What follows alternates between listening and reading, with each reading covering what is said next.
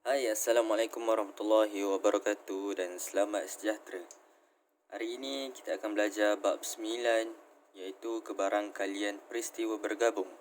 Dan dalam video ini kita akan membincangkan tentang subtopik 9.3 iaitu peristiwa saling eksklusif dan peristiwa tidak saling eksklusif. Jom kita masuk. Okey, yang pertama yang kita kena tahu bezakan antara eksklusif dengan tidak saling eksklusif.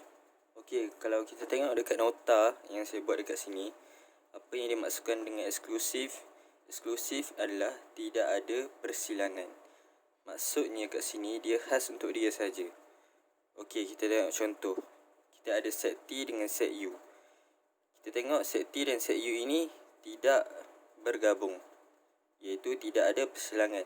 1, 2 hanya untuk set T dan 3, 4 hanya untuk set U.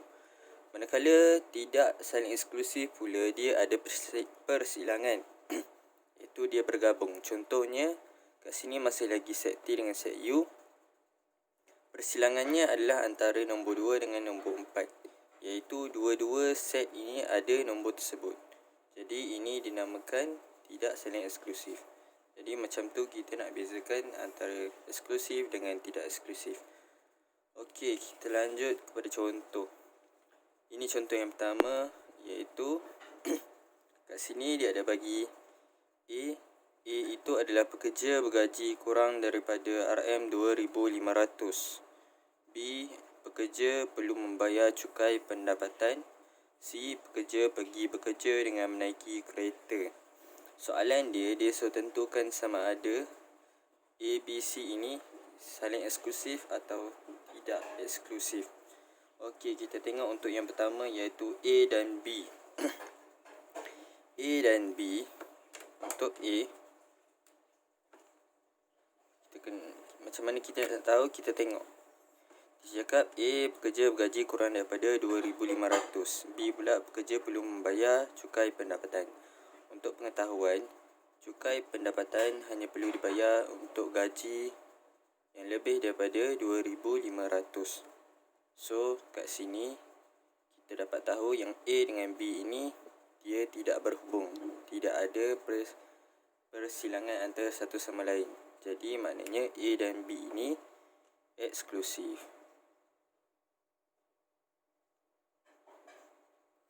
Okey, untuk soalan B pula dia minta untuk A dan C. A pekerja bergaji kurang daripada RM2,500. C pula pekerja pergi bekerja dengan menaiki kereta. Okey, ada kemungkinan untuk pekerja yang gajinya bawah 2,500 untuk pergi bekerja dengan menaiki kereta. Jadi dekat situ kita dapat tahu yang C ini kemungkinan ada hubungan dengan A. Maknanya jika ada kemungkinan tersebut, A dan C tidak saling eksklusif.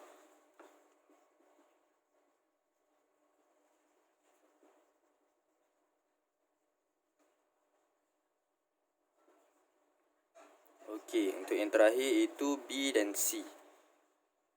B pekerja perlu membayar cukai pendapatan. C pekerja pergi bekerja dengan menaiki kereta. Okey, pekerja yang perlu membayar cukai pendapatan ini kebiasaannya gajinya lebih daripada 2,500.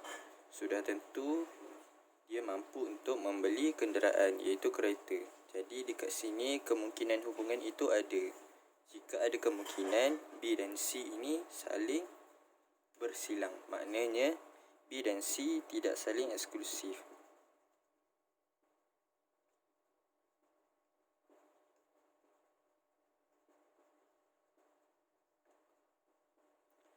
Okey, macam tu kita nak tentukan sama ada peristiwa-peristiwa ini saling eksklusif atau saling tidak eksklusif. Kita akan lanjut kepada contoh yang seterusnya. Okey, soalan seterusnya itu contoh yang kedua. Kita tengok dekat sini. Okey, situasinya adalah apabila kita membaling sebiji dadu. Seperti yang kita tahu, dadu mempunyai 6 angka iaitu 1, 2, 3, 4, 5, 6. Jadi kat sini peristiwanya ialah P ialah peristiwa mendapat nombor yang lebih besar daripada 4. Maknanya 5 dan 6. Q ialah peristiwa mendapat nombor genap 2, 4, 8. R ialah peristiwa mendapat nombor kuasa 2 sempurna. Maknanya 1 dengan 2. 1 kuasa 2, 1, 2 kuasa 2, 4. 3 kuasa 3 dah 9. 3 kuasa 2 dah 9. Jadi hanya ada 2, iaitu 1 dengan 2. Okey, sama juga dengan soalan yang pertama tadi. Dia minta sama ada peristiwa tersebut saling eksklusif atau tidak saling eksklusif. Okey, untuk yang pertama, dia minta P dan Q. P dan Q. P dan Q ini saling eksklusif ataupun tidak, kita kena tengok dekat peristiwa dia. P adalah peristiwa mendapat nombor yang lebih besar daripada 4. Maknanya P kemungkinan dapat 5 ataupun 6. Dan Q kemungkinan nombor genap ia 2, 4, 6. Sebab nombor genap. Okey, kita cek P dengan Q ini. Ada tak nombor sama? Okey, ada nombor sama. Maknanya bila ada nombor sama, dia bersilang. Sebab kalau kita buat dalam bentuk set P, Q, 5, 6, 2, 4, dia akan jadi macam ni. Jadi untuk A, dia tidak saling eksklusif.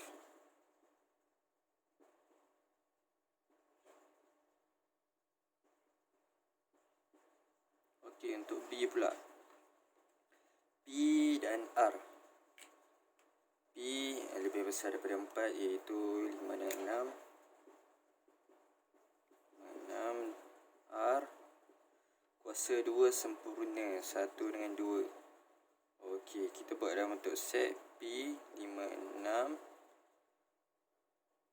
Jadi nombor dia berlainan, maknanya dia berasingan. Bila berasingan, dia adalah eksklusif. Dan untuk yang terakhir, C, dia minta Q dengan R. Q yang kita tahu nombor genap 2, 4, 6. Nombor ini hanya berkaitan dengan dadu tadi sahaja. R pula adalah 1 dengan 2. Ada nombor sama iaitu 2. Jadi kalau diminta bentuk dalam bentuk set, dia akan jadi 4, 6. Sini 2, sini 1. Dia akan jadi dia bersilang. Maknanya kat sini jawapan dia tidak saling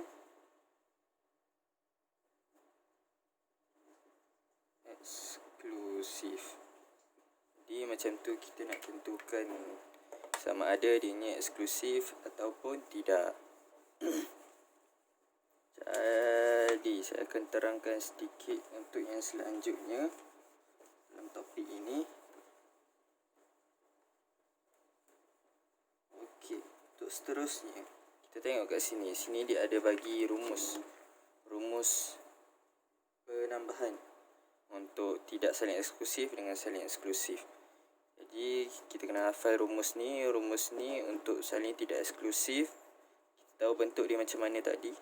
Dia ada persilangan P, A atau B, iaitu kebarangkalian A atau B sama dengan kebarangkalian A tambah kebarangkalian B tolak kebarangkalian A dan B.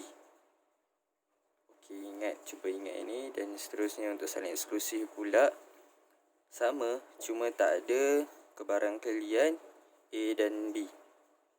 Itu saja beza dia. Okey, kita cuba buat contoh.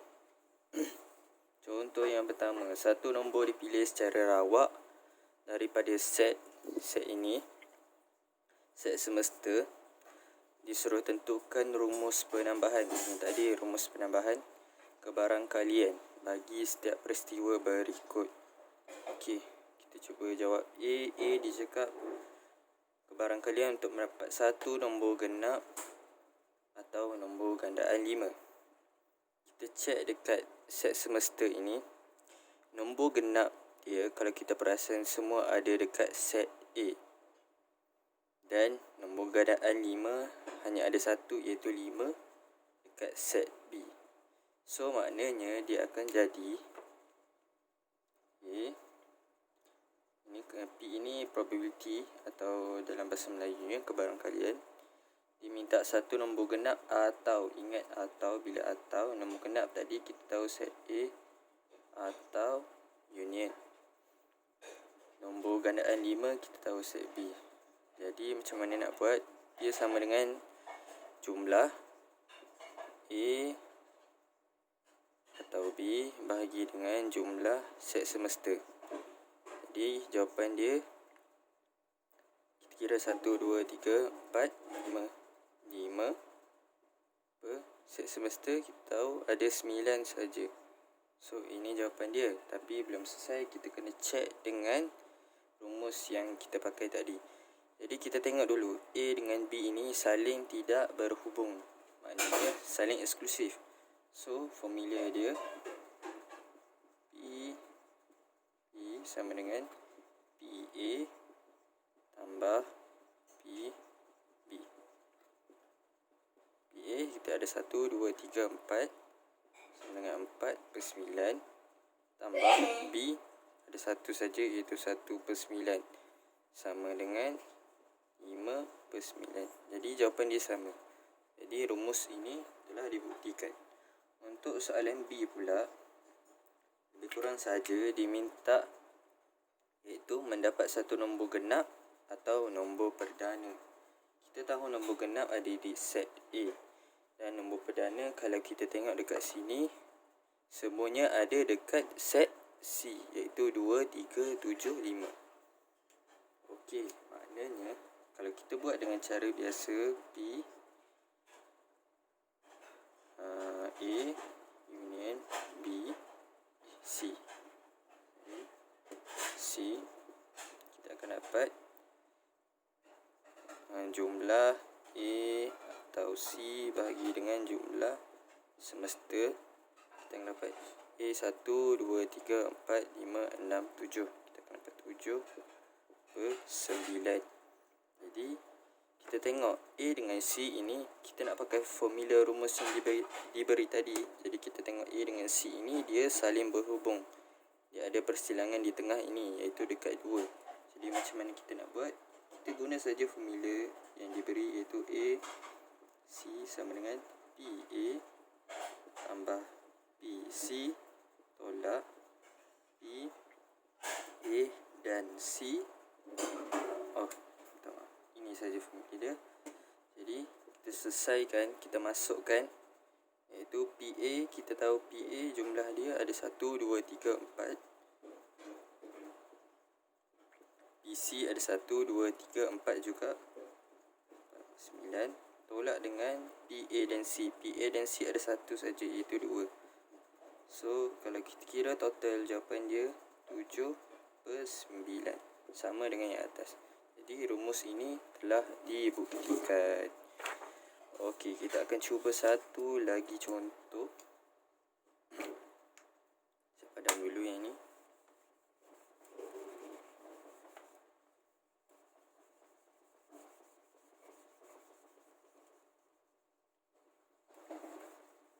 Okey, contoh seterusnya. Kita tengok kat sini. Dia cakap dalam satu jamuan, kebarangkalian Abu dan Zul makan kuih ialah 5 per 7 dan 3 per 7. Kebarangkalian Abu adalah 5 per 7, manakala Zul 3 per 5. Saya salah sebut, minta maaf. Jadi soalan dia, wakilkan kebarangkalian Abu dan Zul makan kuih dalam jamuan itu dengan gambar Rajah Vin. Okey, gambar Rajah Vin itu dalam bentuk set lah maknanya. Okey, kita senaraikan dulu maklumat yang diberi. Kita tahu, kita andaikan Abu sama dengan A. Kita tahu Abu dia punya kebarangkalian adalah 5 per 7. Manakala untuk Zul, kita andaikan Z adalah 3 per 5. Okey, apa yang kita perlu buat? Yang kita perlu buat seterusnya adalah kita kena darabkan dua ini untuk kita tahu persilangan dia. Okey, kita cuba. B, A dan Z sama dengan 5/7. 3/5 kita akan dapat total dia 15/35. Kita mudahkan, dia akan dapat 3/7. Okey, kita dah dapat persilangan. Persilangan dia kat tengah. Maknanya kalau kita buat dalam bentuk Venn diagram, saya cuba buat kat sini. Ini set semesta.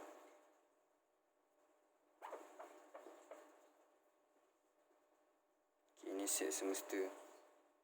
Okay, ini A, ini B. Macam mana kita tahu ianya bersilang? Sebab kalau kita tengok dekat soalan tadi, kebarangkalian Abu dan Zul. Maknanya dia bukan cakap Abu atau Zul. Okey, A, B, A, Z.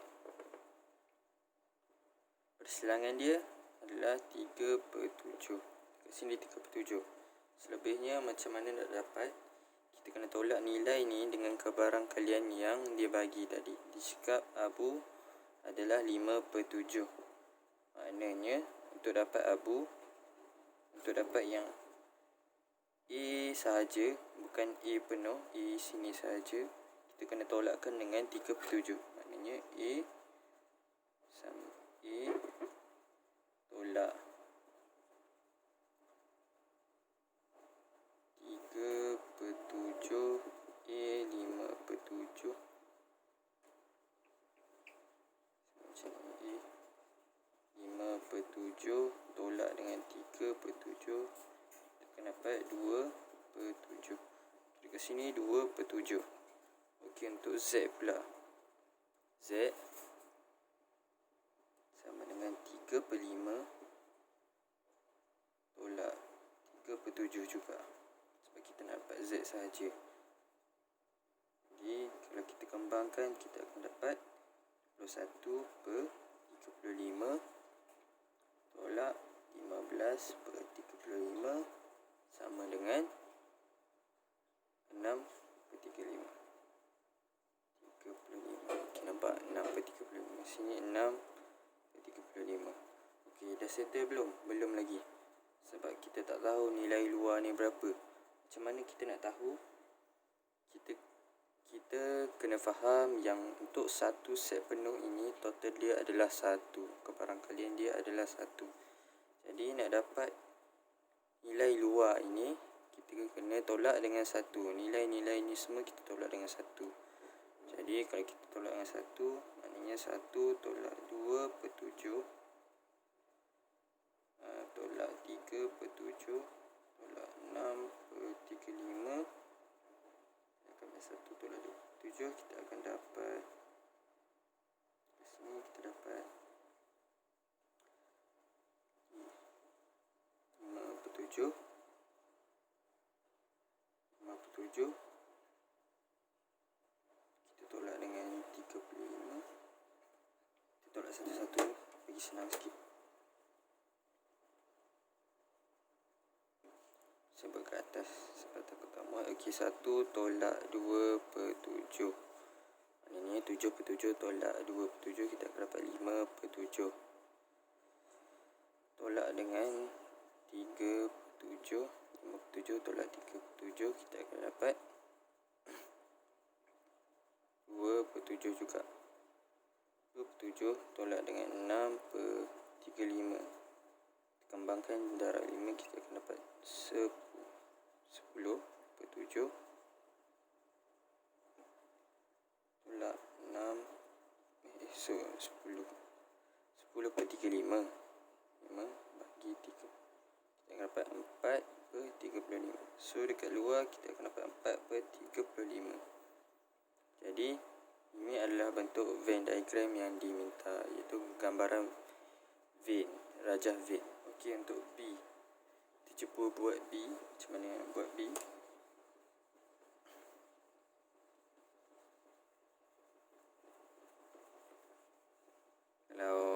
sempat, korang boleh pause dulu video.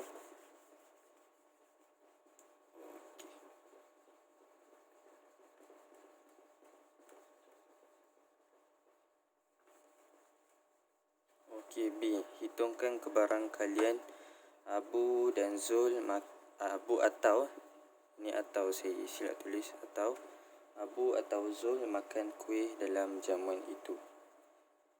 Disuruh hitungkan kebarang kalian Abu atau Zul makan kuih. So maksudnya B, A, U, Z. Ini. Jadi saya dah padam diagram tadi. Jadi apa yang dia nak adalah kat sini sama dengan PA tambah PZ tolak P, sebab dia bersilang dalam diagram tadi, dia bersilang, maknanya macam ni. Okey, PA kita tahu nilai PA adalah PA tadi kita dapat 5/7 tambah PZ. PZ kita tahu 3/5 tolak dengan P dan Z. PA dan Z iaitu 3/7 yang kita kira tadi. Jadi kalau kita kembangkan, kita akan dapat 15/35 tambah 21/35 tolak kembangan 15/35. So kita akan dapat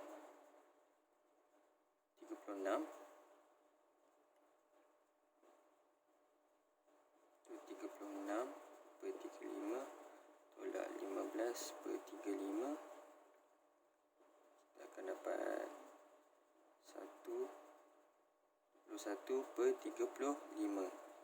Jadi ini adalah jawapan dia. Oh, saya silap. Ini adalah 25. So 25 kita dapat 46. So dekat sini bukan 21 iaitu 31. So ini adalah kebarang kalian Abu dan Zul makan kuih dalam jamuan tersebut. Jadi kita gunakan rumus yang telah diberi tadi, yang telah kita bincangkan tadi, untuk dapat menjawab soalan B ini. Jadi begitu sahaja untuk video kali ini, iaitu 9.3 saling eksklusif dan tidak saling eksklusif. Saya harap anda semua faham. Kita akan lanjut kepada video seterusnya akan datang. Assalamualaikum warahmatullahi wabarakatuh.